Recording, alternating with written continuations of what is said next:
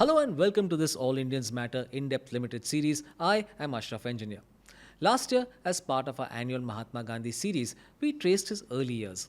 We started with his grandfather and father, Gandhi's mother Putliba, his childhood, going all the way till the boy from Porbandar turned into a political personality with his first political legal battle in South Africa. The objective was to understand the making of Gandhi, the mass leader and father of the nation. Every year, we take one part of his life and dissect it. This year, however, we break the mold. I thought that there is a lot happening in the country that we could put under the microscope and view through Gandhi's eyes. Not only is there widespread social division, authoritarianism, subpar economic performance, neglect and crumbling infrastructure seem to be the norm. India badly needs a reset, and what better way to talk about it than through the lens of Gandhi? As always, Tushar Gandhi, great grandson of the Mahatma, an author and peace activist, is our guide through this journey.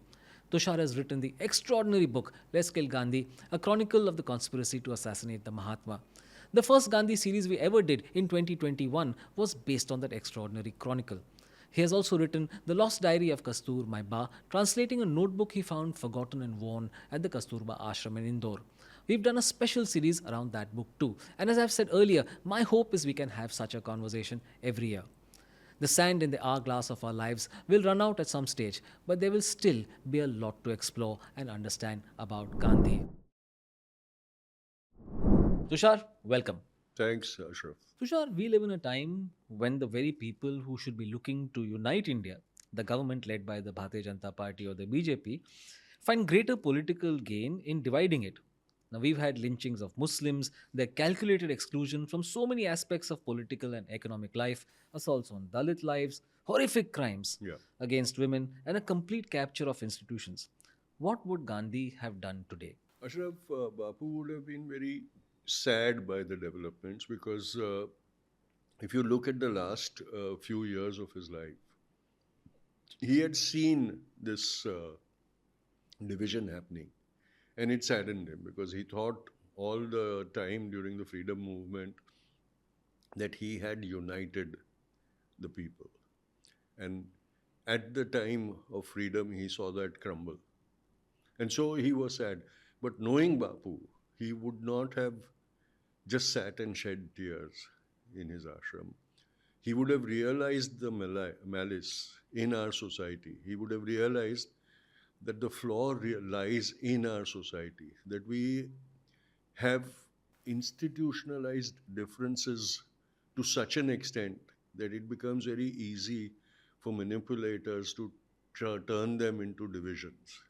And so he would have been holding up a mirror to the society and telling them, let's work together, let's stitch ourselves together. It was easier for him during the freedom movement because the objective was freedom of the nation, country. And so it was easier for him to stitch together that quilt of unity. It would have been a bit difficult today because we have traditionalized and we've given religious sanctions to all our differences and things. And you go into society, you see how much pride today's generation takes in advertising their caste. The headgears, the tilaks, the chotis, and things. They're coming back, they're becoming fashionable. What they do is to announce their hierarchy in the system. It also announces their separatedness from the society. And that's what is being exploited by the politicians who have realized. We have sort of grown up saying British divided us. It wasn't the British who divided us. We were divided. The British exploited it. And since independence, our rulers have even mastered the Brits. So I think Bapu would have long back understood this, and as was his method, started working on the symptoms before they turned into a malady. Yeah. And it's a coincidence, but just a couple of days ago, I happened to view part of the film Gandhi made by Attenborough. And in that, there is a great explanation of Ben Kingsley, who plays Gandhi, who who makes it very clear that what I am doing as Gandhi is not passive resistance as it is often called. It's actually active resistance. It's just Absolutely. that I'm not going to be violent. Right. I'm going to not do the very things that empower the British Empire. All that. So my point is, I'm agreeing with you that he would not have just sat in one place and done Yeah, yeah. nothing. This whole thing about passive resistance, it also is used in an excuse not to be reactive. And people will say, no, no, we shouldn't be reacting because that's not right. We should be more philosophical in it. You have to react. Situations arise, you have to react Yeah. because you have not worked when the symptoms were apparent. You were sitting in your comfort zone.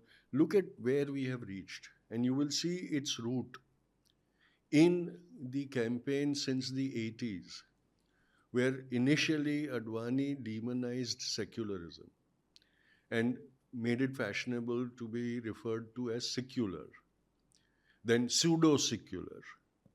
That became the catchword, pseudo seculars. And right from that time, the attack on the constitution started.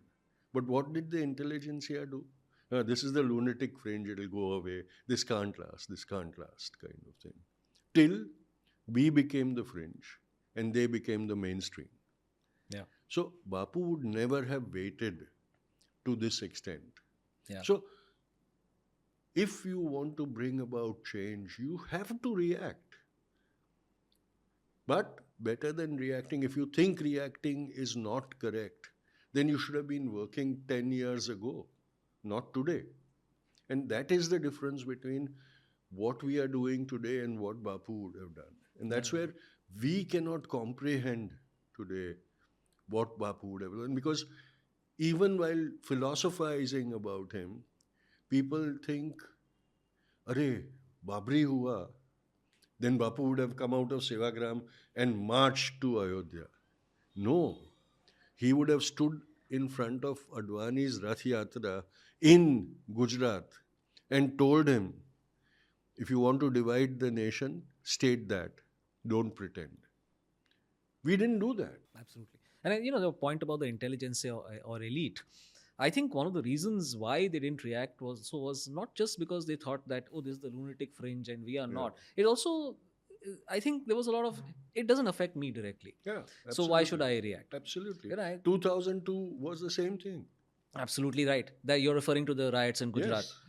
And we were in our comfort zone. 92, Mumbai burned. Yeah. We were sitting at home.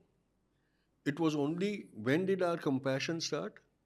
When the refugees fleeing from their homes where they were persecuted and congregating at safe places, we started going and giving relief. And even in there, I remember when I started, I said, I'm going to collect things and give it to refugees. I was told, we'll help you, but for Hindus. I was told, we'll help you, but for Muslims.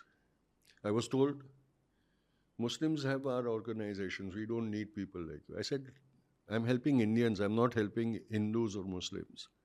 But even in 92, right on our doorstep, when the riots were happening, did we show the courage to go and stand in front of the mob and said, first me, then the others? And wherever that happened, there's a famous episode of Sunil Gavaskar Yeah. This is an important one. I think, why who don't you, jumped yeah. out of his house and shouted at a mob who were attacking a Muslim family. And they dispersed. There were, Sunil Gavaskar was a celebrity, so it was reported. There were lots of people who did that. But their number was not sufficient. And that is where it was easy for politicians to take credit for that pogrom. And all that cumulatively built up to where we are today. Which brings me to opportunism in politics, Tushar. So many who swore by the secular philosophy of the constitution are today on the other side. Did Gandhi address such opportunism in his lifetime? He did. He realized this symptom in the Congress itself. And he warned the Congress. He said, look, we are stepping in dangerous territories. There are people who are sympathetic. If you look at his peace yatra in Bihar, And if you look at the comments he made during that yatra, they were castigating his congressmen most of the time for the failure of what they should have been doing. When, there's a very famous comment of his that is being used by the Sanghis to say, he said, why didn't you die? This is in Kerala, actually. Also in Bihar and Punjab. He was addressing his Gandhians who were complaining to him that these massacres are happening, this are happening. He said, why are you living to tell me, cry about it? Why aren't you dead? Because the massacre should have happened over your dead bodies. That was his philosophy, that if you believe in it so much, then don't wring your hands and said, yeah, we were helpless, what we could do. Go die for the cause you believe in. Bibi Amtus Salam in Noakhali, she went on a fast for what she believed in. She jumped into the mobs and separated them and sent them back home. How many others did that? Not much, not many. And that is where Bapu would have said, take responsibility. See, we fail to realize that there's this cliched statement attributed to Bapu, which my father paraphrased from his writings, be the change you wish to see in the world. The actual meaning of that is take responsibility for what you want to change in the world. Take responsibility were the two catchwords of Bapu. Don't complain. Don't cry. Take responsibility. Nobody wants to do that. Absolutely. And Tushar, I also want to talk about institutions. Institutions are the beating heart of any democracy, as also ours. And it's clear from the way that often the courts have let us down, the conduct of the election commission in recent times, and also the complete capitulation of the media, that we are a democracy on the brink. In fact, we have been called internationally an electoral autocracy. What was Gandhi's views on institutions, and also was he a true democrat? When it came to administration, he was a true Democrat. He was actually, at heart, he was an anarchist. He did not believe in institutions. He believed in the individual. And that is where he said that governance should be for the benefit of the last and the weakest person in society.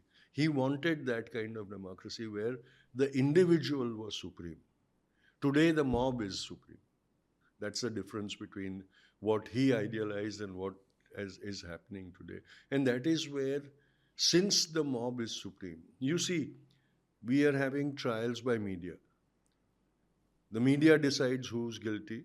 And unfortunately, we've seen courts capitulating to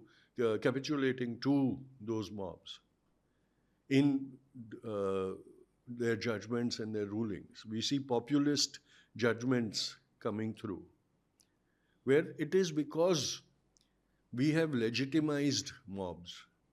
If you look at the democratic system, it's completely now based on majoritarianism. The brute majority, as I say, look at how the parliament is functioning for the past 11 years. The prime minister functions on brute majority, and when he feels uncomfortable with dissent from the opposition, he conveniently uses this institution of the speaker to disqualify people and again create. You look at the passing of many of the important bills which are almost like constitutional amendments. They have gone through without debate. That is the state of our, and just look at how the judicial system colludes with it. The Kashmir appeal is pending in the Supreme Court. 3 chief justices have come and gone. They have not bothered to take it up and take it to its conclusion. The Maharashtra election thing, it's pending in courts. Now the government has legitimized itself in that. Absolutely. And I think there are many such things. For So example, many of them. Omar Khalid's Umar bail Khalid for petitions. 5 years now, he'll be in the 6th year without trial. Yeah. In jail. Yeah. And so many like him. Many like him. Yeah. Are in jail. So this is where the systems are collapsing, capitulating. And we are heading towards a autocracy. Yeah. Yeah. And to expedite the whole matter, we have a megalomaniac as a prime minister, who his ultimate aim is to become the almighty of India. But I think there are other aspects of the institutional bit too. Like, for example, now it's likely that we will not have a single woman justice on the Supreme Court bench. Yeah. And that is, you see, we don't see it in the broader picture. This is Manusmriti coming through the back door. Remember where Manusmriti places women in the hierarchy of society, and how it like sanctifies patriarchy. Now, the chief court, which is a constitution authority, will be completely patriarchal. They preach to political parties about giving quotas to women and on making it more equal and all that. And look at what last 2 3 years, not a single woman appointed as judge or a justice in the Supreme Court. Look at the high courts. For 5 years, women will not graduate to go on to the Supreme Court. I think we have one Supreme Court justice. And she's about to retire soon. She Yeah. was the one who dissented about the recent selection of Yeah. judges into the Supreme Court. Yeah. And speaking about women, I think Gandhi had a point of view on a woman president. Yes, he had expressed his desire that he would like to see the daughter of a Dalit as the first president of India. It took so long for us to have a president, a female president, since that expressed wish of Bapu. We had a woman prime minister, and that we said, oh, that's enough. Enough acknowledgement of women. But since so long, we haven't had a woman chief justice. For so long, how many governors are women? Indira Gandhi is the icon of prime ministership. It feels as if ho gaya, abhi nahi chahiye. So each and every, our constitution talks about equality. Where is the equality? It's just on paper. So after Indira Gandhi, we seem to have told ourselves we've done enough. We don't need to do. And since America is yet to have a woman head of state, we can always point fingers, no? Actually, Asia seems to have done better when it comes to women heads of government. We've had a whole load of Yeah. women, from Corazon Aquino to, of course, Mrs. Gandhi, Benazir Bhutto, Bandaranaike in Sri Lanka. Thailand has had, we've had Aung San Suu Kyi. Of course, there is another problem there with Aung San Suu Kyi, but that's a different Yeah. debate altogether. But we've done better as Much far as better. that is concerned. But Tushar, sticking to the institutional bit, in recent times you had a very sort of strange and sudden resignation of Vice President Jagdeep Dhankar, and it came out of the blue, unexpected, and all sorts of stories around Yeah. it. He, of course, has claimed that it's for health reasons, but somehow that was never a factor in the run up to the resignation. Absolutely. There's been speculation that it is because he allowed a opposition motion on a judge against whom there are corruption charges, which the government did not like or wanted to do itself. And that's also a symptom of what is wrong with our institutions, right? Absolutely. And I also want to talk about another aspect, which is that for a while it was speculated that you would be the opposition's 3 vice hours, president. precisely. 3 For hours? 3 hours. Well, 3 hours is a long time. Hey, if it depends on your perspective. But there was that speculation also. So, do you want to address that? Yeah. First, the presidential thing. If you look at how governorships and president, in the institution of president and vice president has been reduced to mere. We used to always talk about how these posts were rubber stamps, but now they've actually become that. They're expected to behave like that. You look at the president. The silence, when you see them on public functions on the dais, The prime minister doesn't bother to even stand up for the head of the state. The head of the state sometimes is standing, the prime minister is sitting, and they just remain that way.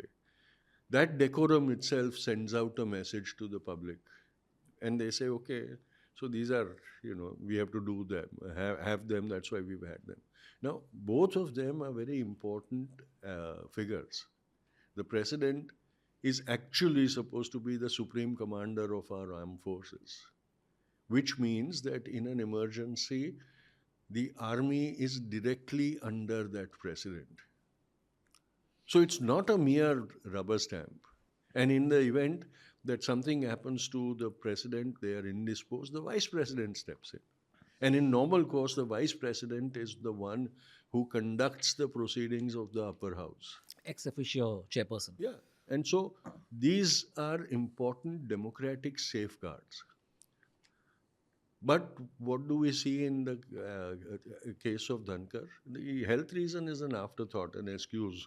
I don't think he also knew that he was ill before he signed his resignation. He realized that only after he signed the resignation, kind of thing. The real reason is he stepped, or he overstepped the line, the Lakshmana Rekha that the Ram Bhakts draw for everybody. He dared to overstep that and earned the wrath of the Prime Minister, who pictures himself as the one who held Ram Lalla by his finger and brought him to Ayodhya, to his birthplace, if you remember that poster. That's the kind of megalomania this man suffers from. This is the real reason. And this shows the demolition of our democratic safeguards in the past decade. I'm not saying that it didn't happen before that. I'm not at all saying it didn't happen before that, but it used to be a temporary thing, and the powers and the safeguards were restored. But now they've been permanently kind of discounted in the function of our democracy. And that is what we should all be very worried about. It starts with the police. Ashraf, they have taken the oath of protecting the Constitution.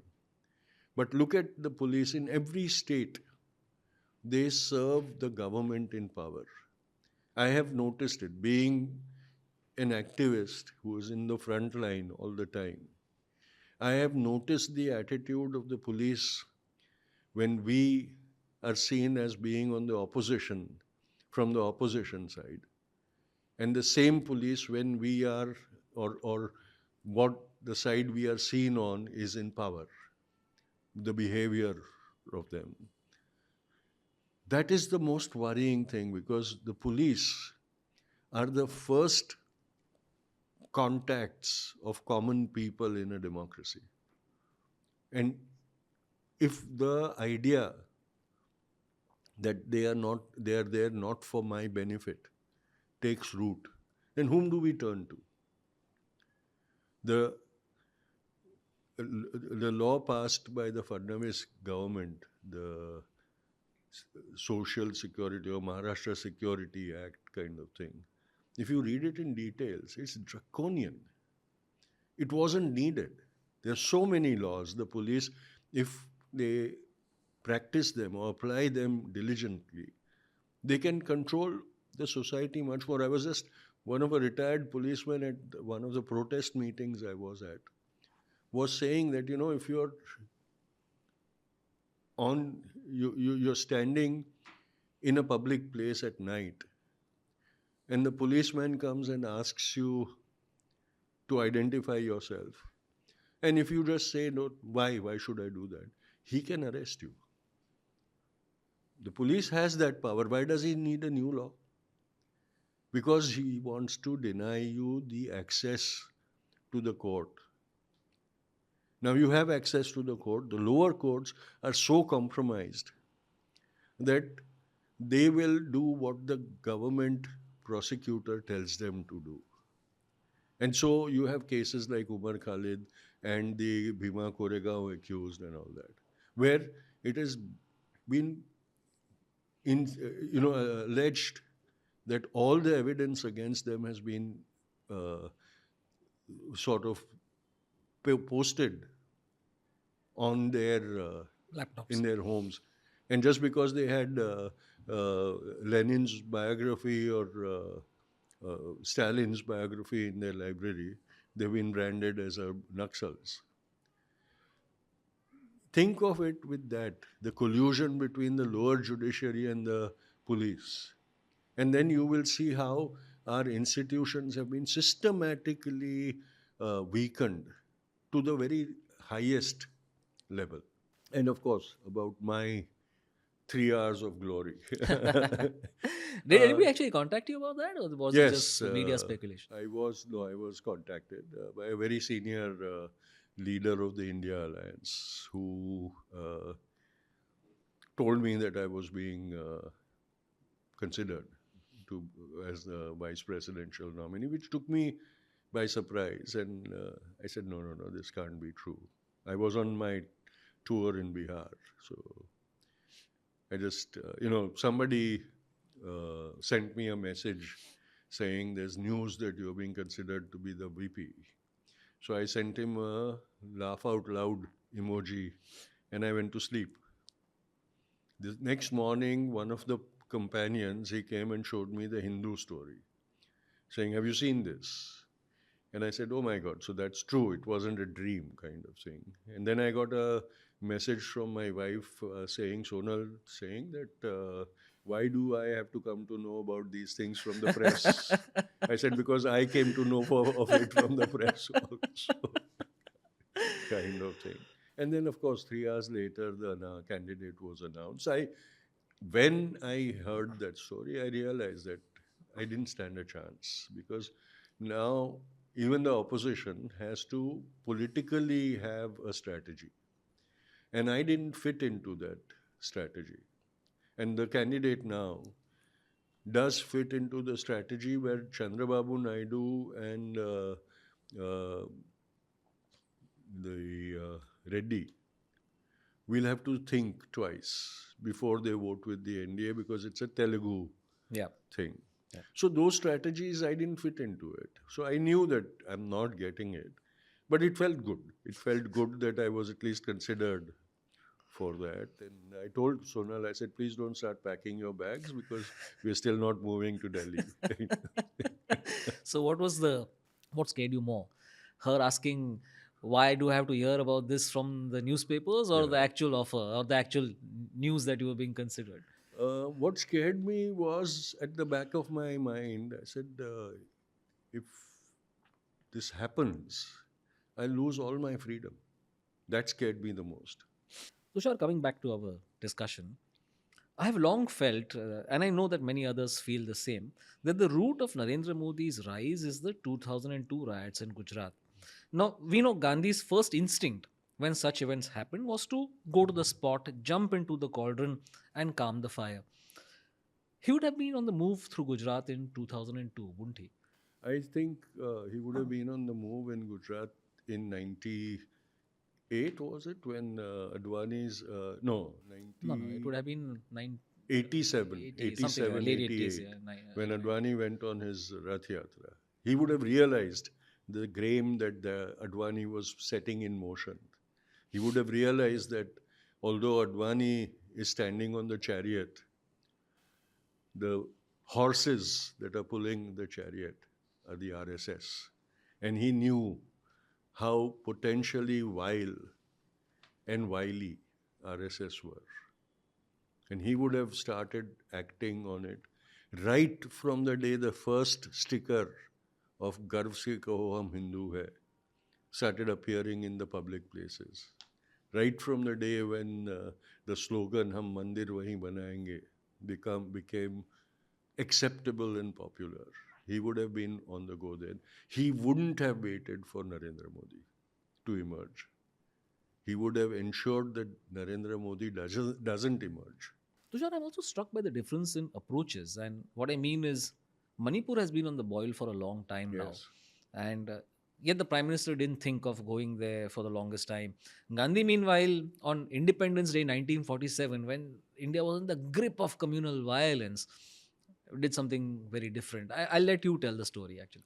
Yeah, on that day, see what happened was when he left Noakhali, he had felt that his work of bringing peace and his ambition of making the Hindus, the remaining Hindus, confident of staying back in Bangladesh was incomplete. So when he left, he gave an assurance. He said, on when independence happens and the partition, the division comes into effect, I'll be in the midst, or in your midst, to ensure that you are not persecuted any further, and to assure you that you have a right to stay in the new dominion, country.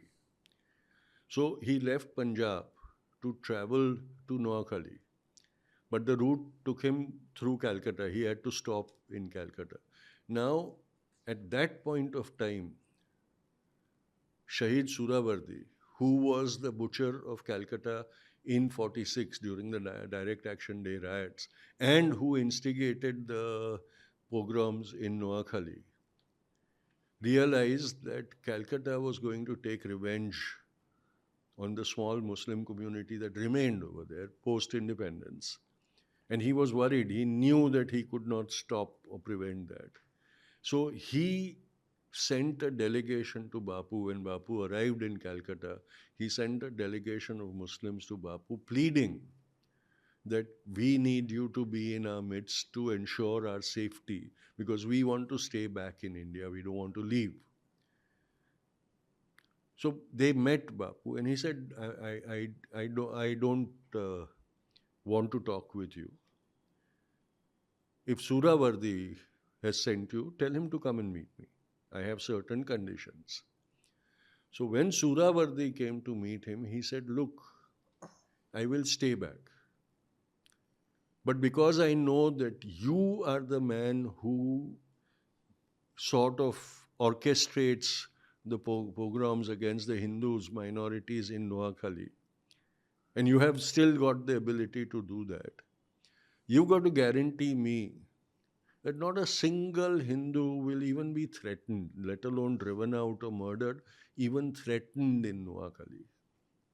And he said, I want you to seriously give me that guarantee because if I break my promise to the Hindus of what will now become East Pakistan, and if they get intimidated, if they get beaten up, if they get killed, then as a breach of penance for breach of promise, I will end my life and my death will be on your head.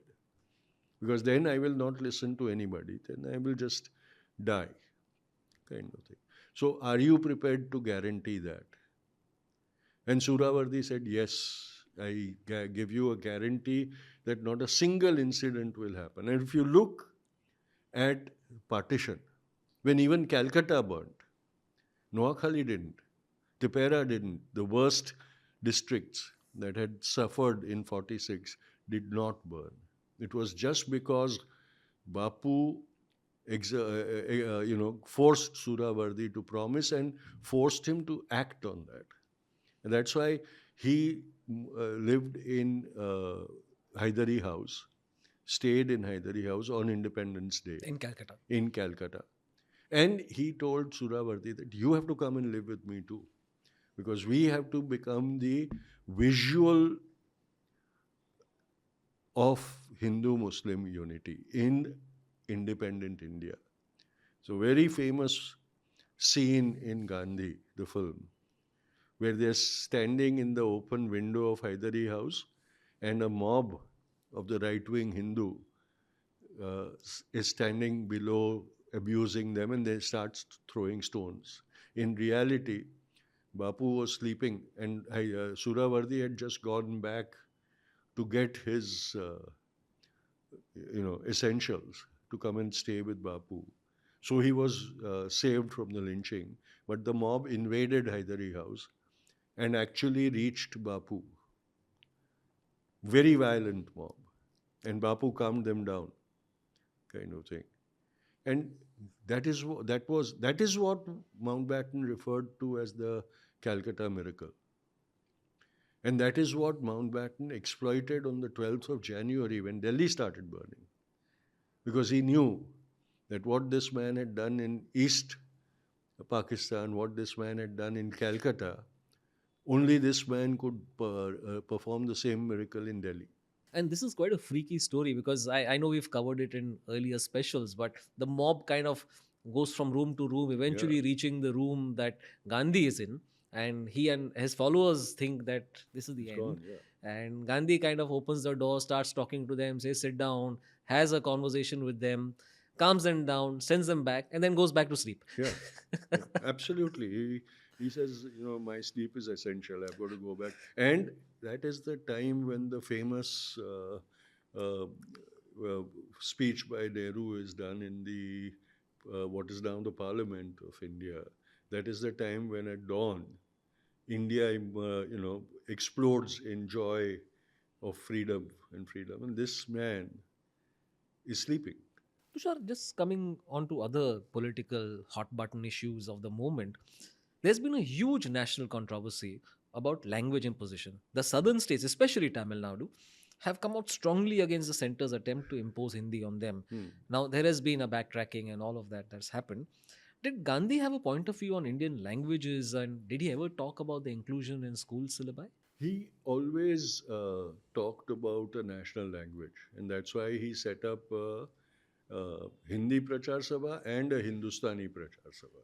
You must remember that Bapu believed that a national language should combine both Devanagari and Urdu. And Hindustani was that. Hindi was never, even today when we talk about the Hindi belt, if you went back to 4 decades or 5 decades, even there they didn't speak Hindi. They spoke Hindustani, which was heavily laced with Urdu.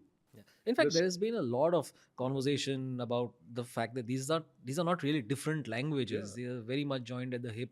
It used to be called Rekhta at one yeah. point, and I mean that's a different rabbit hole But altogether. even look at this, even in UP, which is supposed to be the Hindi hinterland, and in Bihar, you have Maithili, you have other dialects, Braj. where when you go to those regions, you hear a different language. It's only amongst the educated that you hear the Hindi because that's what everybody sort of understands, kind of thing. But when you go to those regions which have their old languages, they will speak to you, even the educated will speak to you in that language. So that language pride has always been there. It's our heritage, it's our culture. And the South has always rebelled against the imposition of Hindi on them because they feel that they have a sufficiently old language of their own which they want to adhere to, they want to keep uh, to. And also, you must understand that the Sangh's strategy of this periodic imposition of Hindi is also, they're just pushing the envelope. Every time they will push it, they'll backtrack, but they would have gained a millimeter. And the Sangh is like a termite. It says 1 millimeter is enough for this just now. Slowly, I'll make the entirety insignificant, kind of thing. So every time they'll push it. Now look at what is being done in Maharashtra. Maharashtra already in their syllabus had Hindi from fifth onwards. There was no need. At one point of time, the government appoints experts to say we want to reduce the burden on the primary schools children so that their personality personalities will grow and at a more or less intense manner. Then they bring in a legislation saying they'll have to study Hindi from the standard one. But they are going to study Hindi from standard 5. Why do you want to bring it in at standard 1? It's just that Bihar is going to the elections. UP is also next year they will go for elections. And the Maharashtra parties are going to, on the basis of this measure, they're going to start responding and reacting to the non Marathi migrants in Mumbai and Maharashtra. And that's exactly what is being done. On the pretext of not speaking Marathi, the North Indians are being slapped around and terrorized and all that. So people from our spectrum also fall into the trap. And these people, they're not in love with Hindi. They're not even in love with Marathi. Their children study in all the English, elite English schools, and after matriculation, they go to London, England, and America and study in those universities. They can't speak Marathi to even save their lives. You know, if we were to make speaking Marathi as the entry criteria to Mumbai, these politicians' families would be the first ones to be externed, kind of thing. But politically, they can make things, and the Sangh can manipulate them. They know that as soon as we do this, the backlash is not going to come against us, it's going to come against the North Indians, the South Indians. Balasaheb Thackeray created a whole party on the basis of the prejudice of the South Indians. Okay, the Lungis are taking over our jobs. So it was a backlash against the South Indians in Mumbai. Now the same thing is being done with the North Indians.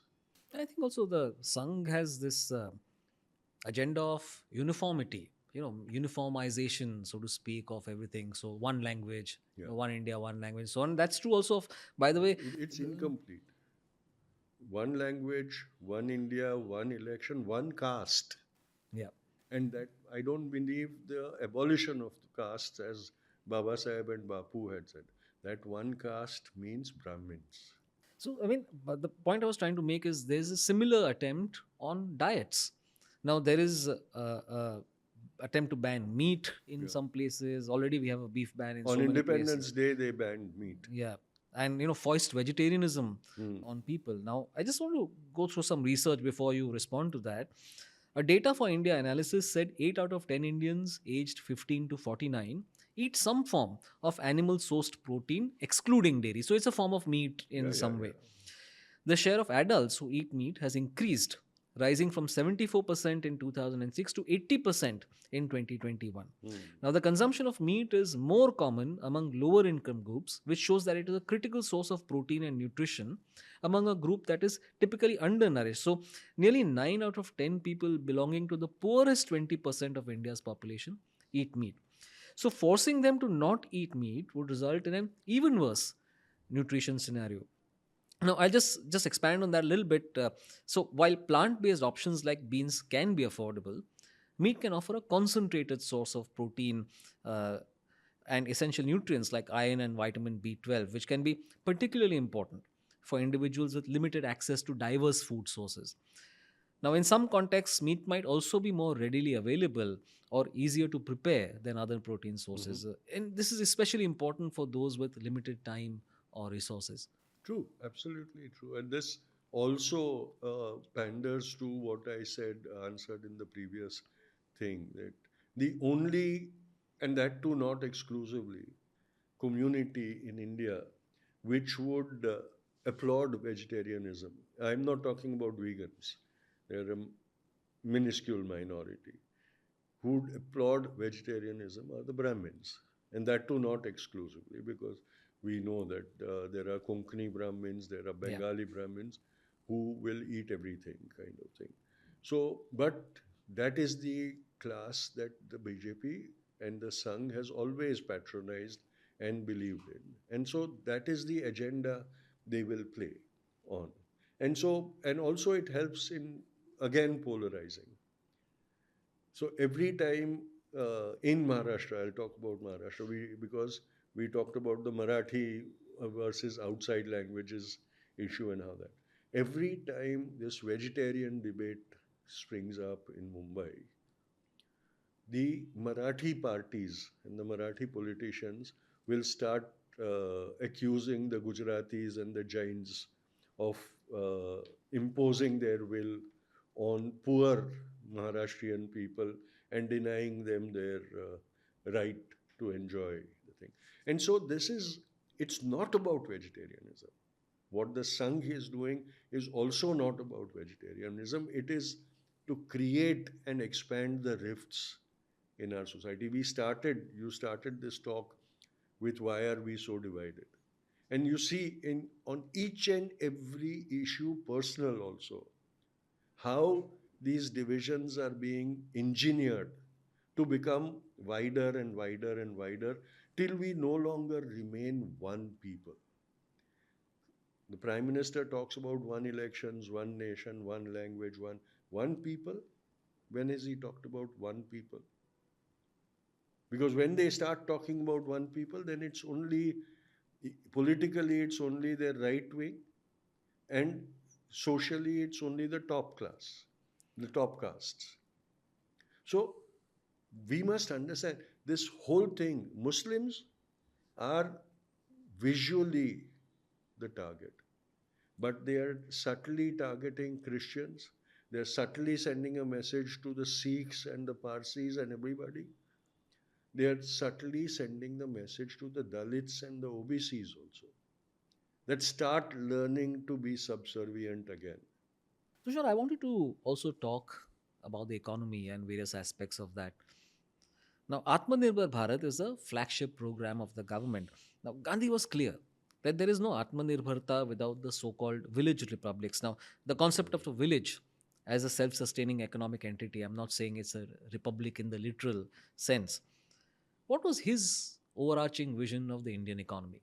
He believed in the bottoms up model of creating wealth. He believed that if we were to create a system where wealth was created at the bottom of the pyramid and its overflow kept reaching up and up and up and up, we would create a more sustainable economic model. So, trickle up as opposed to trickle Trickle, down. yeah, climb up as opposed to trickle down. But the West was enamored of the create wealth at the top and it will all trickle down theory. And so we blindly took to that. We did create wealth at the top. Look at what the situation is today.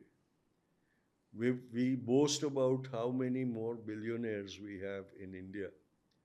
But if when you compared it to the population, what is it, 0.00001% There are or some what? statistics that will come later Yeah. in our conversation, And but you're right. There's a yeah, massive massive, concentration huge. of wealth at the top. Yeah, right. And it doesn't percolate down. I always give this analogy that the only thing that trickles down is shit because we don't want it near us. Nothing else trickles down. Knowledge doesn't benefit the society, it remains confined to the people who want to be intellectuals. Knowledge doesn't percolate to the society, it doesn't make a difference. We get technology that sends our spaceships to Mars and it uses the cheapest technology. And yet, I was in Koshi, in Bihar. They can't control a river. So, how is reaching Mars going to benefit those people whose homes are swept away every year? And everybody shrugs their shoulder and says, this is an annual event, what can be done? And they've also learned to shift every year. So, why bother about it? This is the attitude that Bapu had realized. And he said, let us work at the bottom. Once the bottom becomes strong enough, once the foundation of our republic is strong enough, then we can reach esoteric heights. But at the moment, the pyramid is inverted, and that's why it swings. It's like a yo-yo, Yeah. and we can't stabilize it. I don't think he was against science or Never, technology, and but never. He throughout his life he talked about scientific temperament, rational thought.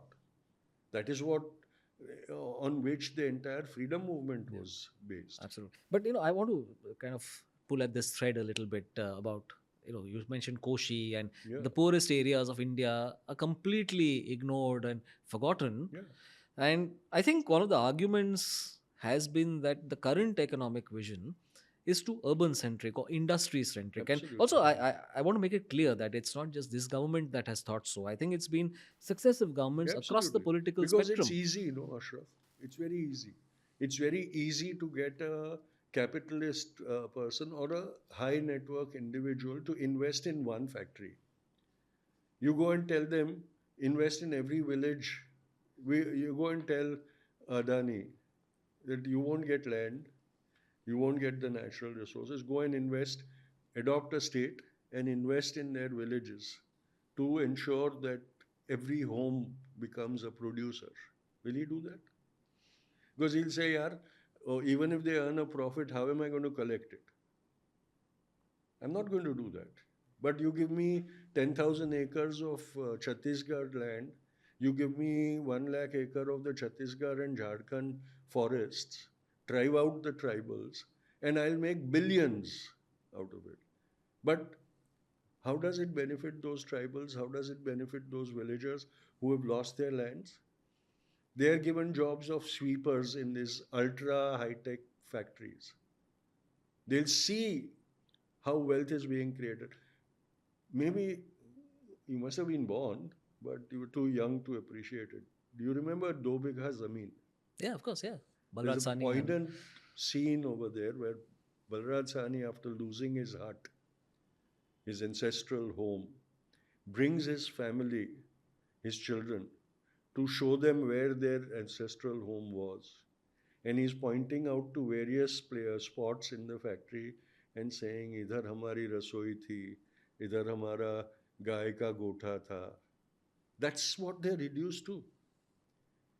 That what do they get? Balraj Sahni ends up pulling rickshaws in that movie dies pulling and it. dies because of that. That that is what we have successfully done in this whole economic model, which we like to boast that it's an economic miracle. Yeah. But Tushar, there's also a fact, right? Pre 1991, pre liberalization, Yeah, India was extremely poor. it We were was. not able to lift people out of poverty, not at any real scale anyway. Now, this new economic approach has lifted millions out of poverty and produced unprecedented growth. So, But how it's do you? so fragile, Ashraf. It's so fragile. It's not sustainable. Look at what COVID did. If you look at the statistics of COVID, you will realize that COVID forced so many families, right, even in the middle class, Yeah. to collapse below the poverty line once again. So, it's not sustained. What Bapu talked about was a sustainable economic model. Once you lift somebody up, that person remains over there. Now, even at my economic stage, it's I'm hoping it doesn't happen. But suppose tomorrow I'm diagnosed with cancer. Even if my life is saved, the economics of my family will be ruined to such an extent that I will not be able to live the way I'm living today. In fact, there's this very famous line that most of the middle class is just one hospitalization bill away from going Poverty. back to Yeah, poverty. yeah, absolutely. And look how healthcare is becoming unaffordable for people. Maharashtra still is better off. I'll give you an example. A dental operation. You go to a private dentist, they'll give you a quote of anything above a lakh of rupees for just the removal of a wisdom tooth.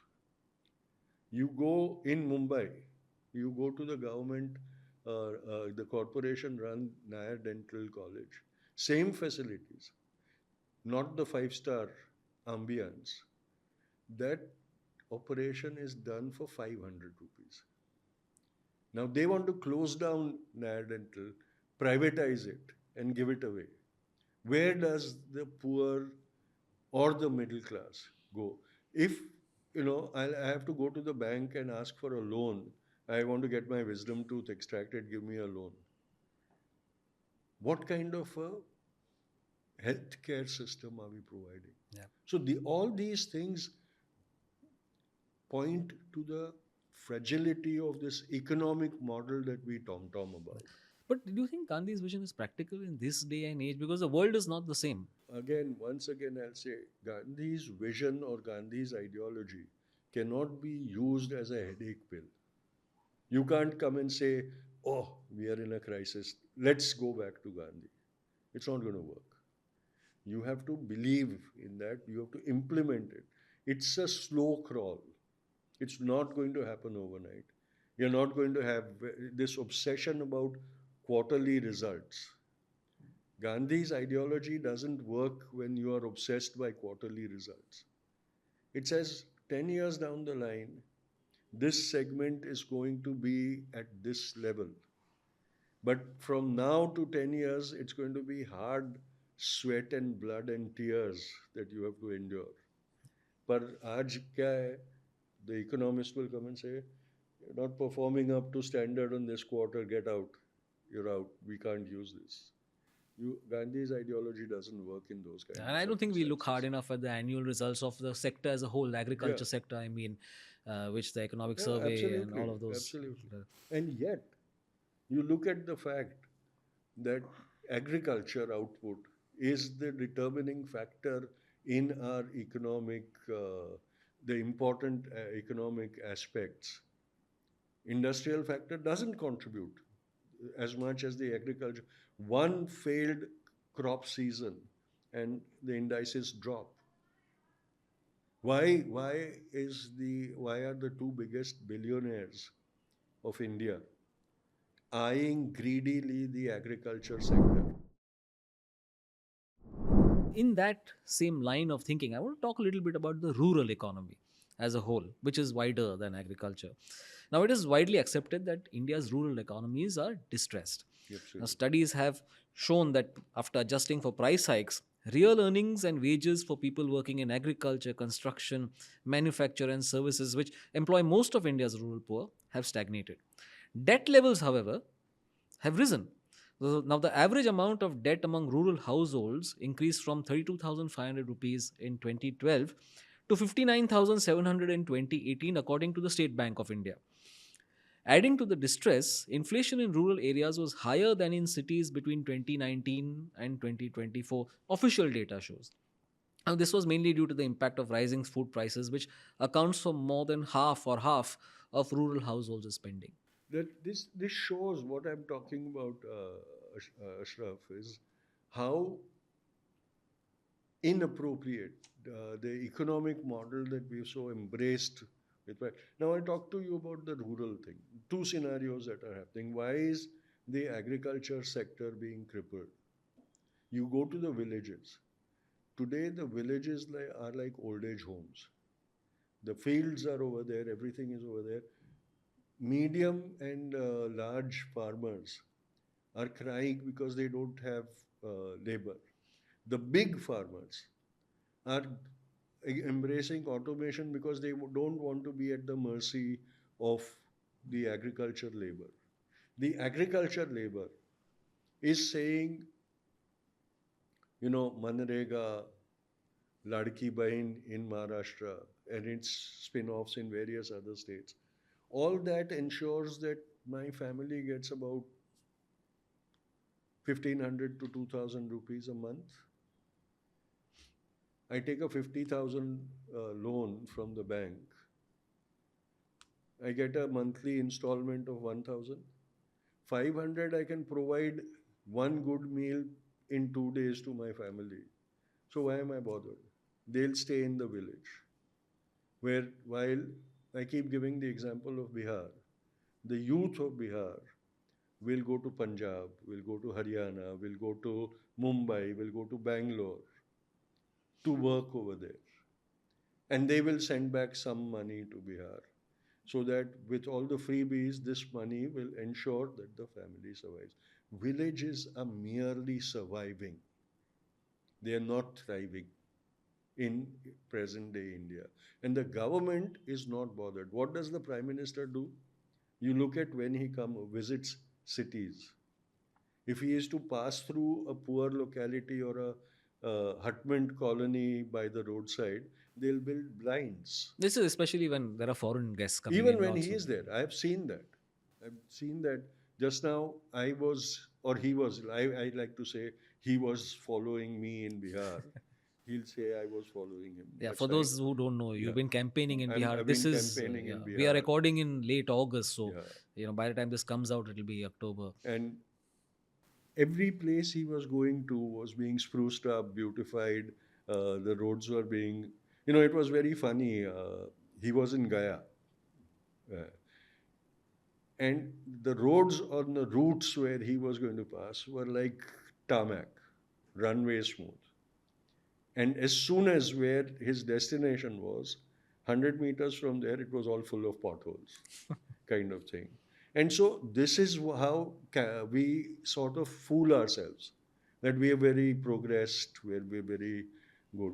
I was coming back, I had to take a drive of 4 hours to reach Patna airport from I was in Araria, and we had to drive to Patna 4 hours. It took us 6 hours because although it was a four-lane highway, it was full of potholes. The surface was crumbling. And so, although we take pride in saying, look at how many roads we've built, India never has had this. But look at how they serve. The farmer loses his land. Now, this new expressway that Maharashtra is planning, I don't even remember, something Shakti Peeth or something highway they are saying. They're saying we are connecting Kolhapur and some other places. It's going to take up some of the most fertile lands of Western Maharashtra, farmers, and create a 6-lane highway over there. And what will they do? They will then give off patches of their highway to their cronies and buddies to manage. In return, they will get the lands which have been acquired from the farmers to put up malls and highway rest areas and food courts and all that. And what will the villager whose ancestral land has been taken away from there think? He'll say, आता sumo घेतो आणि भाड्यावर चालवतो. For That's just all they yeah. are I'll left just with. translate for those who don't speak Yeah, Marathi. What Tushar said was, I'll buy an SUV and I'll kind of rent it out. yeah. And that's what happens. And what does the village youth say? I'll get a license and I'll drive a car. And that's it. Or That's work in what they those are malls. reduced to. And that is where the villages are in distress. Instead of becoming productive units of the Indian Republic, as Bapu had envisaged, they are becoming parasites on the economy who are dependent on monies sent from outside. And also, I think, speaking of rural distress, we've also had incomprehensible acts like demonetization. Now, rural economies are all about cash. Yeah. One impact was that India's rural wage growth slumped from an average of 11% in the financial years 2013 to 2015 to a mere 0.45% in the financial years 2016 to 2018. This is due to the negative impact of demonetization, according to an India ratings report. An analysis of 25 occupations in rural areas showed that rural wage growth slumped to decimal points Yeah. from double digits in the last 3 years, despite government support. It is this is where the British East India Company exploited the whole nation for their profitability. The Indian government, independent Indian government, and please note this: I'm not saying the last Yeah, 10 years yeah. or 11 years. I'm talking about independent Indian governments have only exploited the village potential. I'm going to jump back to the vegetarianism question.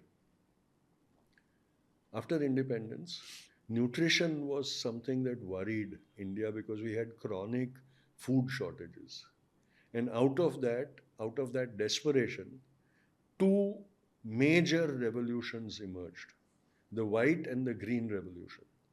And no matter how much we worship the cow, the white revolution was built on buffaloes. It was buffalo milk that finally made us self-reliant on milk as a food source and a protein I source. mean, India is now one of the largest dairy producers in the world. Dairy producers, but is it going to remain that?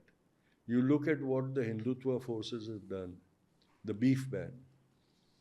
Buffaloes are being massacred to meet the meat requirement and to meet the export. You look at how much buffalo meat is being exported from India. How 10 years down the line, will we have sufficient buffaloes to produce the milk that we are saying about this thing? So that is exactly what is happening with the entire farming sector also.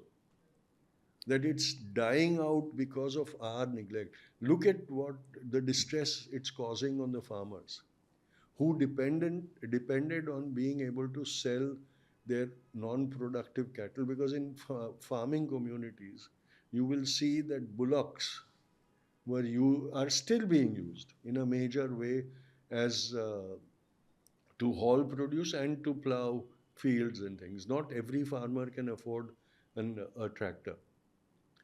But now, non productive bullocks can't be sold, so they don't have money to buy productive bullocks and cows.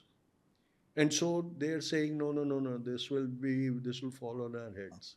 So again, an ancient model, and we take pride in our ancient heritage, but an ancient sustainable model is completely being destroyed. Where it wasn't as if everybody just sold off their cattle for money. The cattle came in when they needed to replace with a more productive animal. They came in handy when there was a drought and they could not sustain them, and then sell those cattle and earn money to sustain their families. All these things were part of that system that made them relevant and reliant on themselves. Now, one after the other, under one pretext or the other, we've taken that away. There is a concerted to industrialized farming under the guise of efficient farming. We are opening the doors to the factory farms of the West.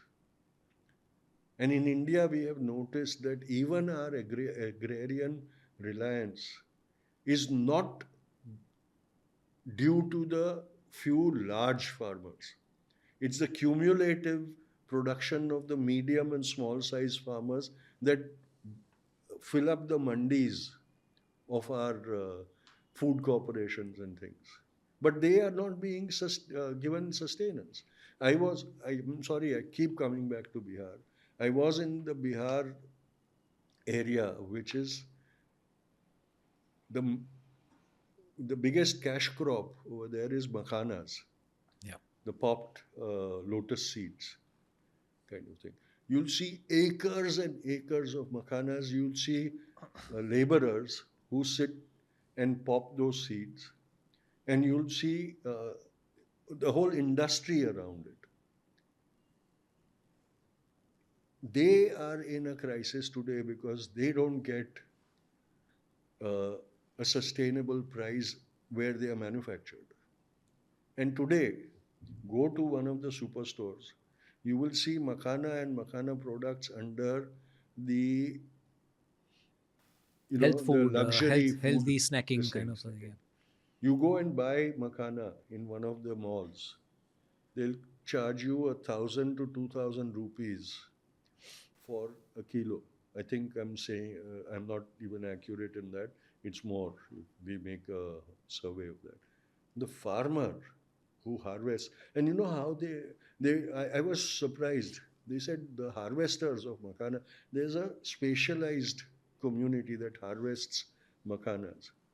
They say वो बहरे हो जाते हैं.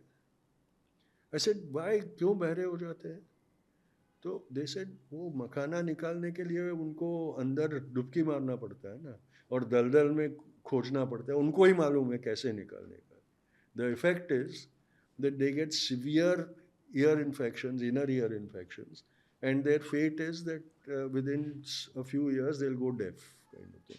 and yet they are not getting the remunerative price for it. The government doesn't give them the minimum support price that the farmers are agitating for. So all these things have to be, we don't bother to go into the depth of, Yeah. we'll talk about very fancy terms, agrarian distress, we'll talk about village distress, and economists will come and give you shandar papers and all that on it. But what it matters is the individual, the suffering of the individual, the suffering of the family.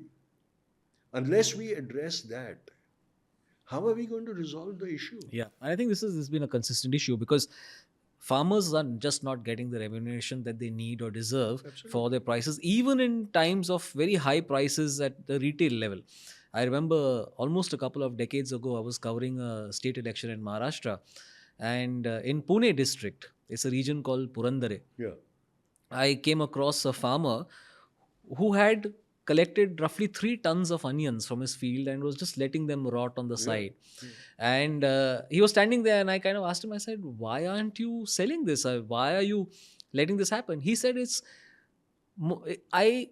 It's costlier for me to transport these to the market and sell than the money I get Yeah. for the onions. Yeah. So it's cheaper for me to take the loss than to actually conduct that business. Absolutely, And it's absolutely, absolutely. And look at the facilities that the farmers produce. Why don't we have talukas, we have jillas. I say every taluka level, why don't we have large cold storages where farmers can easily access it and put their this thing? You'll see that in the potato producing areas of UP and Haryana, because that is a huge money making thing, the farmers themselves.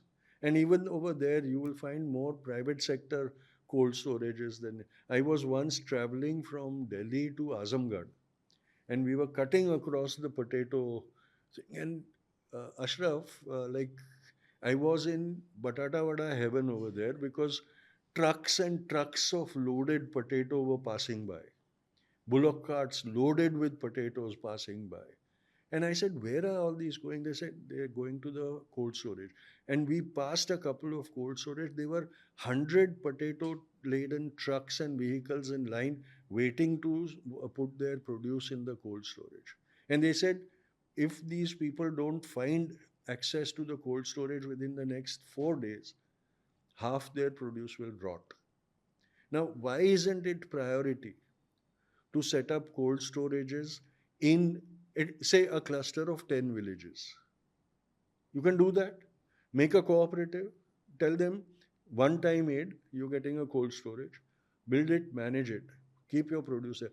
The day they do that, the middleman will lose the edge of saying, "See, you don't make a deal with me today, 3 days later, the price drops.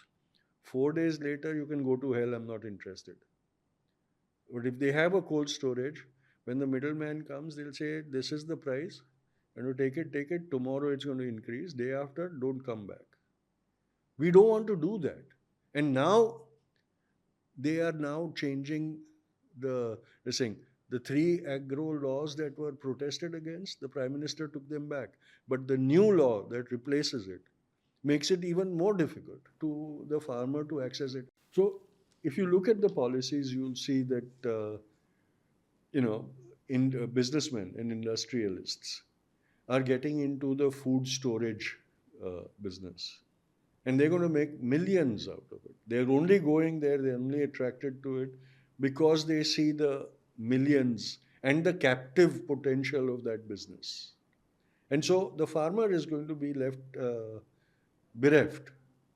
Instead of food storage or agricultural produce storage being firmly kept in the cooperative sector, where the farmer controls everything, it is now becoming a private industry where the farmer has no choice or option. And there is a possibility of monopolies, food monopolies being created. And that is not going to benefit the farmer. At least when we had food storage and food marketing in the public sector, the government was morally bound to listen to the farmers.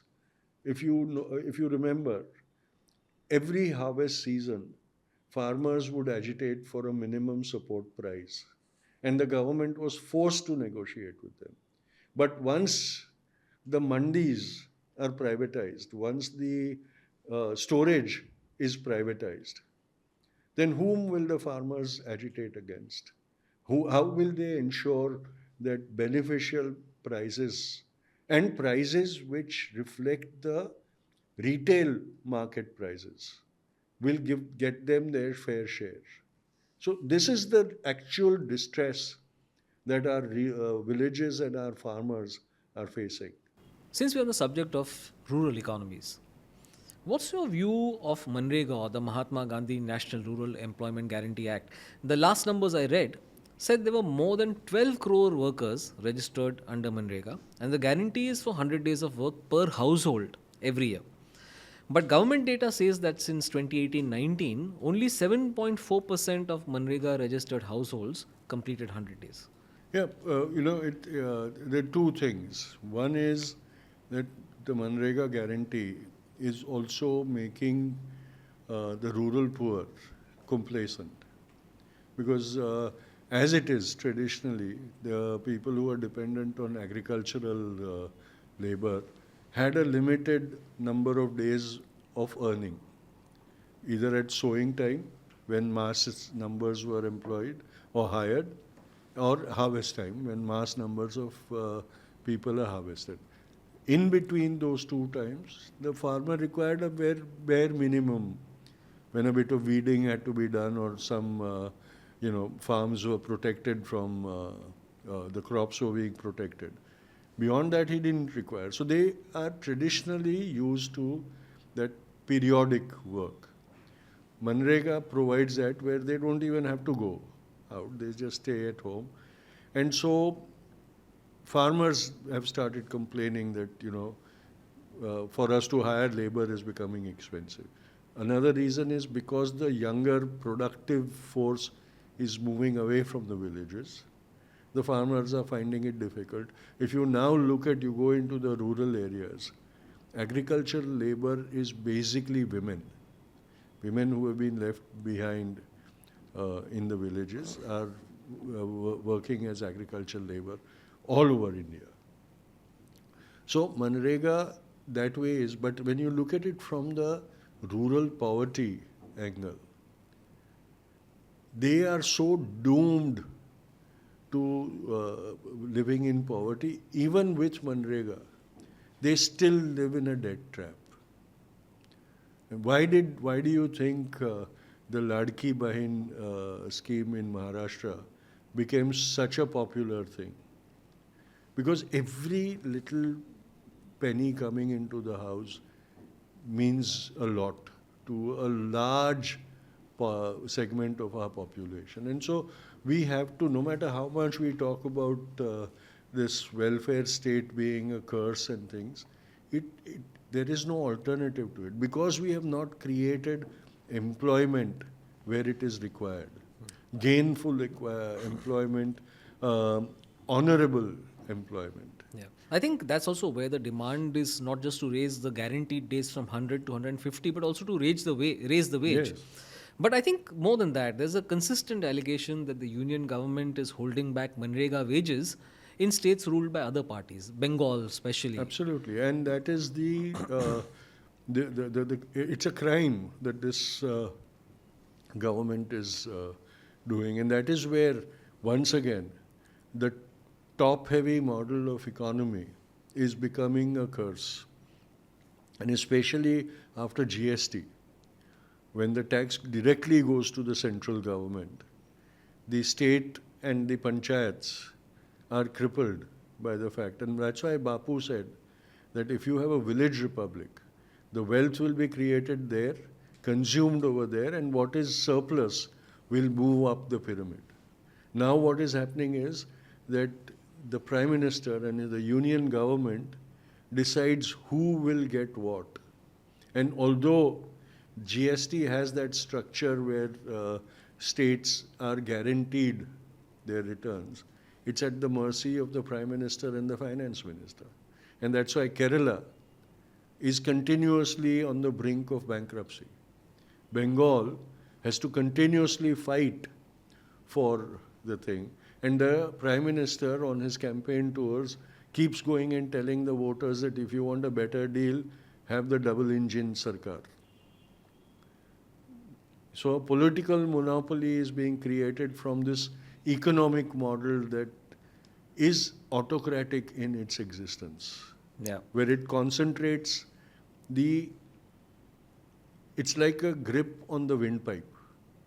If the nation was a human being dependent on oxygen to breathe, this top-heavy, top-controlled economy model is like a garrote on the neck, and it keeps strangling the person. Yeah. But Tushar, returning to agriculture for a bit. Now, agrarian distress we know is an issue. Many think it's being swept under the carpet. A Supreme Court appointed panel said in November 2024 about farmers' grievances and protests that agrarian distress has risen due to stagnant yields, rising costs, debt, and an inadequate market system, which you also touched upon to some extent.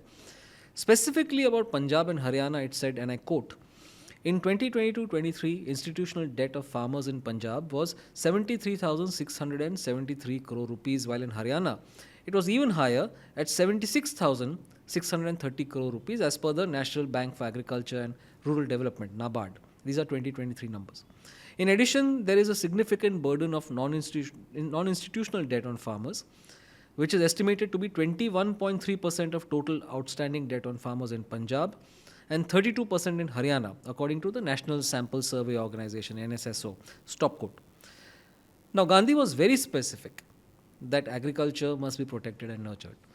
It isn't. We make a pretext of how protective our policies are. But if you look at what matters to the agriculturist, the policies are all telling him, live in debt, live in debt. And what is happening? They have been liberated from the Saukar to a certain extent, whereby they were eternally in the debt trap. But if you go and look at the landless laborers, you talked about how we've brought up our population from below the poverty line. You bandied some numbers also. But have we brought up the number of landowners, agricultural landowners, from what it was? The landless laborers. If you go to Champaran, the landless laborers who agitated for their rights in 1917, their descendants are still fighting for land rights. That's Bihar again. In Bihar again.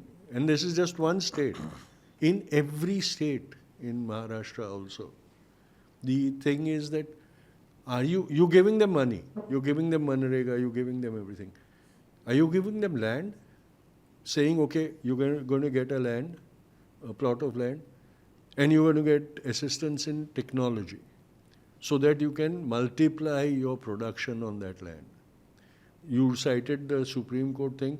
They're saying the increase in yield is not happening. Why is it not happening? It's not going to happen because you're going to give bigger farms to the farmers. They're going to be stuck with the acreage that they have. It's up to you. How did we succeed in the Green Revolution? Because they doubled the produce. Okay, they used chemical fertilizers and pesticides, which we are now understanding are creating problems. Punjab has become the cancer capital of the country. It's because of the intensive use of pesticides and chemical fertilizers. But now we have the opportunity of organic farming. But we are not educating the farmer to the benefits of that. We are not educating the farmer. You go to many of these agricultural corporates, they have fancy displays of how they can multiply farm output by their technology. But you go to the farms, you don't see that replicated there. Because how is the farmer who is not getting guaranteed support price to be profitable, going to be able to invest in new systems.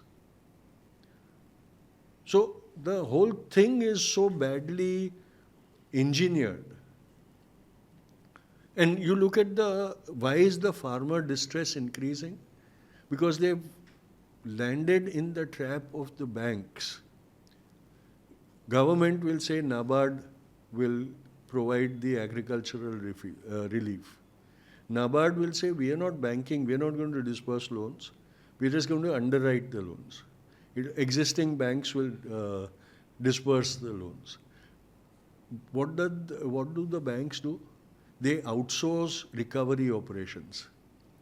You go into villages, you'll see recovery agents standing outside the farmer's hut, threatening to take his possessions, defaming them in their villages, in their communities as non-fault. You don't see that happening with big defaulters who run away after taking huge loans which actually trigger bank collapses. But you go to a farmer's hut, you'll see notices plastered on his door, you will see recovery agents harassing them, you'll see people,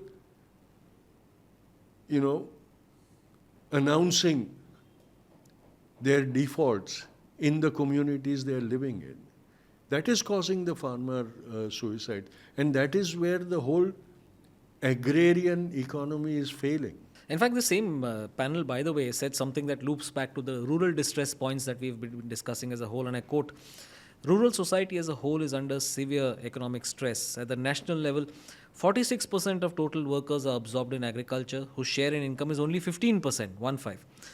Not only this, there is a very high rate of disguised unemployment and a large number of unpaid family workers. A significant proportion among them is working poor. Stop quote.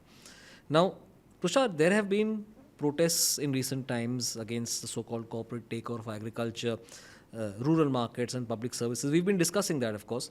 Farmers have alleged that the government is actively enabling multinational corporations and large domestic corporations to dominate every stage of agriculture, from seed production to procurement, storage, transport and the retail trade. And they also oppose the corporatization of farmers as producer organization or FPOs, contract farming arrangements and public-private partnership models in agriculture.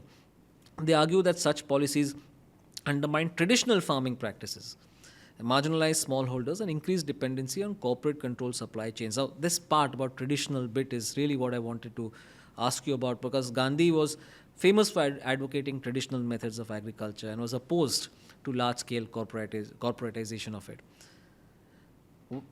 Why was that, and do you think his model is feasible in this age? We talk about rural distress, and then we reduce it merely to numbers. And as soon as there is a actual or manipulated better numbers, we still feel satisfied. But those numbers only remain on paper. You don't see it reflected in the person it should be making a difference to. I'm going to give you an example. It's a bit outside the agriculture thing, but I believe it is agriculture. Salt production. India is one of the biggest salt producers in the world. The fancy sea salt variety. Kutch, little run of Kutch, has a concentrated salt producing thing, and it is the salt harvesting is still traditional. Agariyas do it. For generations they have been doing it. For generations they've been fighting to get recognized as farmers. Because they do that. They cultivate salt and they harvest it. Now monopolies have been created because table salt has to be iodized in India. I'm saying yes, there is a need, do it. But you've done it in a way where only 5 companies have formed a cartel of salt manufacture, table salt manufacture. Whereas if you remember in your childhood, and I remember it from my childhood, salt sellers used to come with baskets on their head. That is right.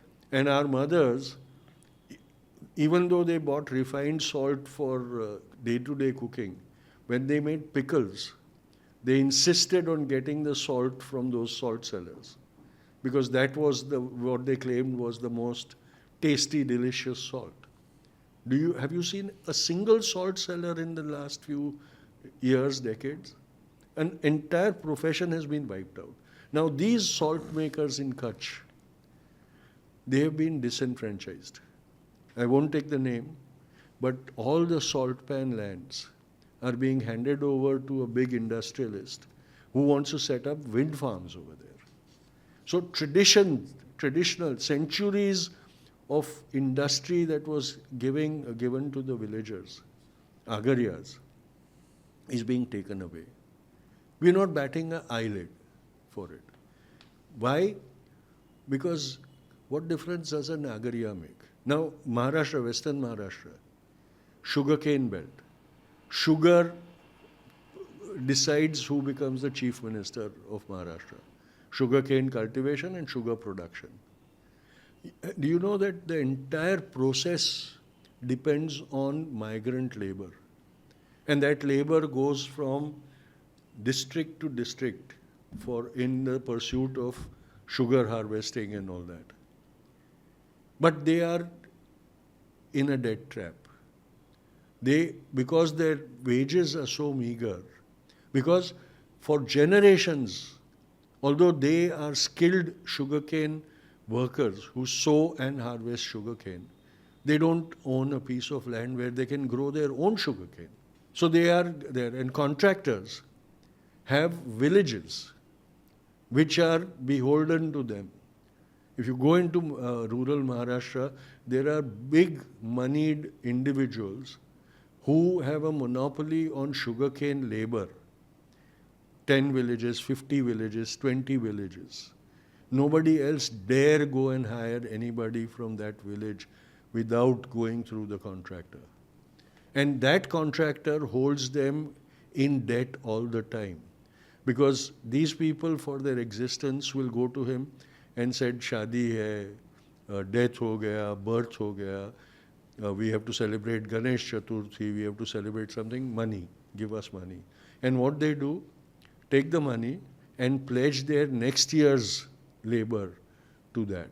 And because they are chasing their migrant occupation, they take their whole possession.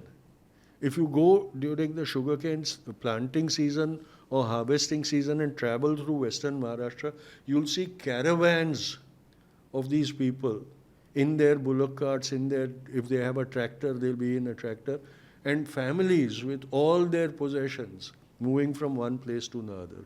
They even carry their pets with them. They'll go and set up their temporary village over there. They'll do their work, then move on. Once the season ends, they get into another contractor. And if you look at the sugar belt, side by side with the sugar production, there is brick production happening. And they will start working as brick producers, on whose bricks entire metropolitan cities are being built. They don't have a piece of land.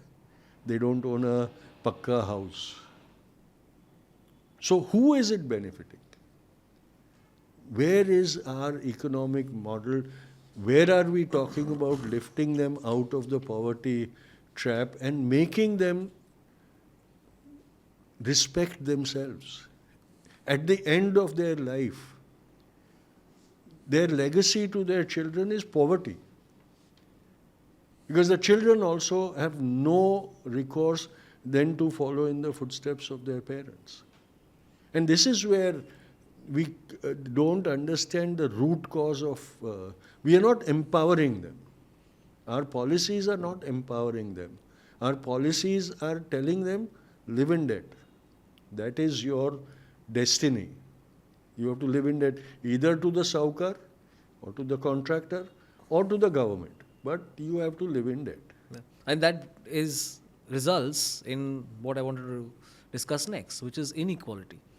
There is unbelievable inequality in India right now, and it is estimated that the richest 1% of Indians owns 58% of the country's wealth, while the richest 10% of Indians own 80% of the wealth. Now, this trend has consistently increased, which means that the rich are getting richer much faster than the poor. So this means that the gap is consistently widening. And it is said that inequality today is worse than it was during the British Raj, when it was estimated that the share of the top 1% of national income was 20.7%. These are 1939-40 figures. It is, it is. That's what, you see, that is where we abandoned Gandhi and sort of accepted the doom of. We became, Bapu said at the time of independence, and that was a very telling statement that he made, that this is only political freedom. Social freedom will happen when the poorest of the poor and the weakest of the weak will become sufficiently liberated to become the masters of their own destiny. He didn't mean that we will create merely a welfare state. He said the welfare part of it will be to empower the people so that they could start living a life of self-respect. And he said, that is the Purna Swaraj I will be working for. And 78 years later, that Purna Swaraj has not been achieved. Nobody's bothered about that Purna Swaraj. Today, if you go and talk to majority of the governments, they won't know what Purna Swaraj. They'll say, what they are talking about? Don't you know we became independent on 15th August? They don't know about Purna Swaraj. They don't know the ideal of Purna Swaraj. And it's almost as if a few business families have divided the entire economy up among themselves. Now, someone has a stranglehold on infrastructure, someone has on energy, someone on retail, and so on. That is the concentration that the British had also done. That is what they had also done. They created an Indian elite which would serve them. See, they never hindered the Indian elite that was under their patronage growing, because they knew that these people will serve us. Fortunately for us, from that small group, there were a bunch of nationalists who also supported the freedom movement and ensured that that goal was achieved. But that's exactly what the British were doing. And that's what we have also been doing. Look at how the power brokers hold sway in independent India today. Look at how the government actively is promoting monopolies, whether it's in media, whether it is in manufacturing. Now they want to create the same thing in agriculture, where maybe the land holdings will still remain with the people who hold the land. But for all other this aspects of the agricultural activity, they will be like employees of big corporates. This whole fancy term about contract farming is like, finally you become an employee of that corporate, you are at their mercy. But Tushar, Gandhi's own relationships with leading industrialists are well known. I mean, the Bajajs, for example, or the Birlas, Gandhi often stayed at their palatial properties, and when he was shot, he was at Birla House. So, how do you explain the dichotomy? I'll give you an example of two things. Ghanshyam Das Birla was a very dear friend of Bapu. In one of his premier jute mills in Kolkata, there was a labor dispute. At that time, there was a strike going on. At that point of time, he was visiting Kolkata. He was staying at Ghanshyam Das ji's house. And the labor union leaders came to meet him and said, don't stay over here. We are fighting for our rights. He is exploiting us. And you must not identify with him. Bapu said, look, my friend is the individual Ghanshyam Das Birla. He's not. And he listened to the labor union leaders. And he understood the problem. Then over dinner he told Ghanshyam Das ji, you're wrong. You better correct this. The laborers are in the right. And you will have to correct it. Otherwise, you will see me standing with them. And he resolved the labor issue. With the Bajajs, the founder went, he was a serial entrepreneur and he was setting up industry after industry after industry.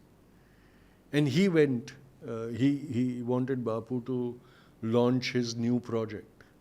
And Bapu said, now you've got enough. You don't need any more. Stop. So he, although he was close to them, although he accepted their hospitality and things, but he laid down the rules also. He said, look, don't be greedy. And if you're doing injustice, I may be your friend, I'll remain your friend, but I will insist that you amend the thing. So it wasn't like today, what we see today, where once you are in a pocket, you also find it convenient to remain over there, and you're not bothered about the fact that people know that you are in somebody's pocket.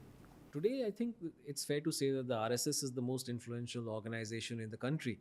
And Patel himself had banned it for all the praise that he is receiving from Yeah. them now. But Patel had banned it. And what was Patel's view of the RSS? And also, what was Gandhi's view of it? They all realized the danger that RSS was. Patel, after Bapu's assassination, wrote about how he thought RSS was the danger. And that is where his ministry banned the RSS. And it was Pandit Nehru, who was a true Democrat, who said, no, no, no, we can't do such a arbitrary thing. They also have a right to exist. We can oppose them ideologically, but we cannot use power to, deny them their liberty. And that's where 2 years later the ban was rescinded on it. Neither of the action was an endorsement. Patel's action was, Pandit Nehru, Modi can shout from the rooftops that India would have been different if Patel had been the Prime Minister of India. And I agree with him. I absolutely agree, because if Patel was the Prime Minister of India post Bapu's murder, he would have annihilated the RSS. He would have erased them from the face of India, because he was that way. He would have gone after them. The RSS should thank their stars that a liberal, truly liberal person like Jawaharlal Nehru was at the helm of the government, who believed in being just with everybody. And thanks to him that they survived. So, maybe next time from the Red Fort, like this time, the PM praised the RSS. He should be express his gratitude to Nehru that he didn't eradicate the RSS. I think You asked me about Bapu and his thing. Bapu had gone. The RSS claims that, oh, Bapu came to our Shaka and he talked. He went to one of the meetings of one of the Shakas when in the final stage, after 46, Bapu started when he went to Delhi. He used to live in at that time it was called the Bhangi colony. Now it's called the Harijan colony. So he used to live over there. And it was in the courtyard of a temple that he camped. And just behind the temple was a large open space where RSS Shaka would assemble to do their kawayat, as they called, the weapons training and all that used to take place over there. And the cadre would march, do the drill and all that over there. And so they would come and say, come and visit us, see, because he was critical of the radicals and how Indian society was in danger from the radicalized Hindus of that time. And so they kept saying, no, no, we're not that way. You come and see, we're just a social work, social organization and things. He did go. He did go. But even from their DS, he told them to change their ways. He said, yes, you can be a great asset for the country, but this ideology that you espouse is dangerous and harmful to this nation. Unless you adopt the ideology of acceptance and unity, our nation cannot survive or thrive. And so he was critical of them. There was another incident when he sent Sushila Nayyar to one of the refugee transit camps, which was in the western Punjab, but very close to the border, where a lot of Hindu and Sikh refugees fleeing from the partition riots had taken refuge, waiting to be escorted across the border. And they were continuously being harassed by the Muslim hordes, who had been chasing them with the objective of looting uh, the refugees. And Bapu had sent Sushila Nayyar to that camp, saying that you go and ensure the safety and the comfort of the refugees, that everything that they require is provided for them. And Sushila Nayyar went and stayed over there. And she came back, and in her report, she told Bapu that, Bapu, amongst the refugees, the RSS volunteers are doing a marvelous job. And she said, you must praise them, which you see even today. When there is a calamity and things, they reach over there and they do the work. But what Bapu told her at that time is very true today also. He told her that, look, don't get fooled by this. They may be doing a good deed, but there is an evil intent behind it, because they are trying to, even there, they are trying to, they're working to strengthen their ideology of divisiveness. And you look at instances from recent calamities where RSS has gone and set up relief stations, and their volunteers have worked amongst the affected to provide relief and all that. But now they will ask people to say Jai Shri Ram and things like that, where they are there. They want to identify with their radical agenda, and they want to win support from the people who subscribe to that exclusivist ideology. And Bapu realized that. And he said that danger to our society is far greater than any benefit that their dedication to service can achieve. And so it is a danger we must be aware of and fight against. This was what he believed. On many occasions in the last phase of his life, he used to write to the senior Hindu Mahasabha and RSS leaders and say this talk of violence, this propaganda of hate is damaging our country. Please ask your people to stop. Today, the same thing is being done. So look at what hate speech is doing. And hate speech today has become the weapon of the right wing in their quest for power. You look at election speeches, campaign speeches, full of venom, full of hate. The incident on the train from Jaipur to Bombay, where the Railway Protection Force policemen selected Muslims and shot them dead, and quoted national leaders as his inspiration.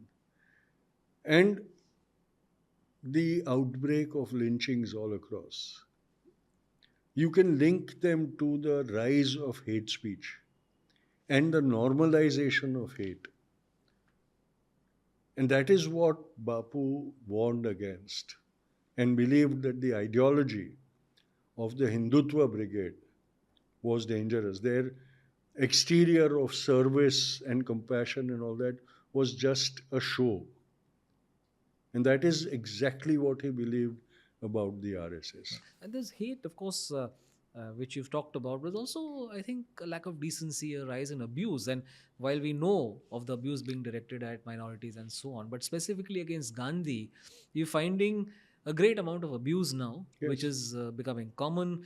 In fact, to the extent that even his parentage has been questioned. Yeah. Before I come to that, I just want the previous question I want to add. The RSS chief, just day before yesterday, in his speech, appealed to the Muslims to hand over the mosques at Mathura and which is the third, Kashi. Varanasi. He said, hand them over, then we'll stop, because those are legitimate demands. Did he say that? Yeah, it's reported Yeah. in the press. He's appealed to the Muslims that for national interests, we'll do that. And yet, his own people, his affiliate organizations of Bajrang Dal and VHP, are digging out shivlings in masjids and dargahs all over the country, even in Maharashtra. They keep doing that. He's mum on that. But uh, his signal is that if the Muslims don't do hand over these two places willingly, then it's open season on all their places of worship. Hate in all its form is dangerous to the survival and existence of our nation, which is multi religious. And no matter what you do, it cannot be turned into a one religion state or a theocratic state. But let's address the question that I asked, which Yeah. is the abuse of Bapu and the questioning of his parentage also. Yeah, there's no hold, there's no hold bar. Finally, even after getting him murdered, Gandhi, the thought challenges them. And so they have to build a sufficient brainwashed population which will accept the fact that Gandhi was not a saint, not even a human being, but a demon. And that is what they've been achieving so far. And that's where you see that from intellectual criticism of his actions and policies, they have now come down to the level of personal abuse and and gali galoch, as we call it in Hindi, which is more appropriate, a term. In English, the term doesn't really convey what they're doing. It's filthy abused, where his mother's character is being questioned, aspersions on his parentage are being posted. You see, the mistake that Bapu did was being too transparent. And that is where everything that he did is in the public domain. And in a time when things are taken out of context and twisted to serve their own purpose, that is so much cannon fodder readily available, like his brahmacharya experiments. It's so easy that because he talked about his brahmacharya experiments, every female associate that he had is open to the allegation that he was sleeping with them, that women were only there for him to exploit. Whereas all the proven pedophiles and sex maniacs are from the Hindutva brigade.